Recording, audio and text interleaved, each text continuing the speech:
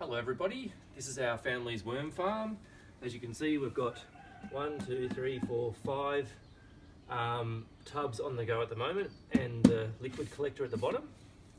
Got a lid on top. I just made out of an old piece of concrete sheeting. It's been decorated by Kinta. And then over here you'll see how it all works. So I've got an old piece of cardboard on top to keep them nice and moist. And then in here, this is the freshest scraps. So I just put some scraps in just then. And you can see there's all our kitchen scraps in there.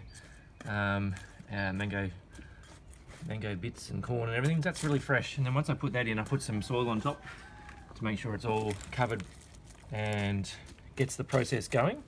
So that's fresh. And that will probably, at the moment, I think it takes about 4 weeks to break down into soil. So if we go down through all these layers, you might want to step back a little bit, Kinder, and hold it up nice and high. Can you still see? So the next layer, put it down here. So over here, Kinder. The next layer underneath here is about 2 weeks old, week or two old, and you can see it's starting to break down. Some things don't like to break down quickly, like for example, avocado seeds, stones, mango pips, and corn husks. They take a while to break down, and I'm gonna put a bit more soil on top of that. And yeah, they take a while to break down, but also things start to grow. For example, that mango pip is actually growing. You can see the mango trying to come out of that. I could plant that and grow a mango tree out of that. There's also things like corn. That's a corn seedling that's coming out of some corn. There's a whole bunch of corn growing there. You could plant that too. So it's actually quite a good seed starting area. So you can see that's the second layer. And Kinta, if you step back a little bit, I'll put that over here next to this one. Put them in order. So that's broken down a bit more. And come to this one.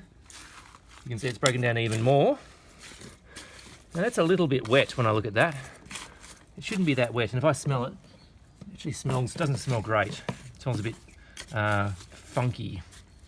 That layer probably needs a little bit more brown things in it, so I might get some dry leaves and put it in there later and mix it all through. So if you step back a bit, Kinta, I'll put this one over here. So it's broken down even more. That's getting pretty close to soil, not far away. Then we've got the next layer. Stay back there, Kinta. You can see that one's very close to being soil. I could almost use that, not quite. You can see there's lots and lots of worms in there too, which is nice. That one's actually got lots of, oh, there's a little bit of rubbish in there. Look at that. That shouldn't be in there. That will never break down. That's why we don't use plastic at green school. And then the last layer, that's basically soil. That's good to go. So I could put that in the garden now. And you can see there's lots of worms in it. And so that's one problem with using the soil, is that you have to get the worms out because you don't want to put the worms back into your garden. So what I usually do is the soil that I want to use, I take it, I put it on top of one that I don't want to use, and I put it in the sun, and the worms in there go away from the sun down into the bottom one, and after about half a day or a day, that soil there is completely worm free, and you actually see them jumping out the bottom trying to get away from the sun, and they're in the bottom one. So that's how I do it. There's lots of other ways of doing it too. And then at the bottom here, Kinta, I don't know if you can find it over here. Stay where you are, just hold it up and put it down there. That's could you turn it around, darling?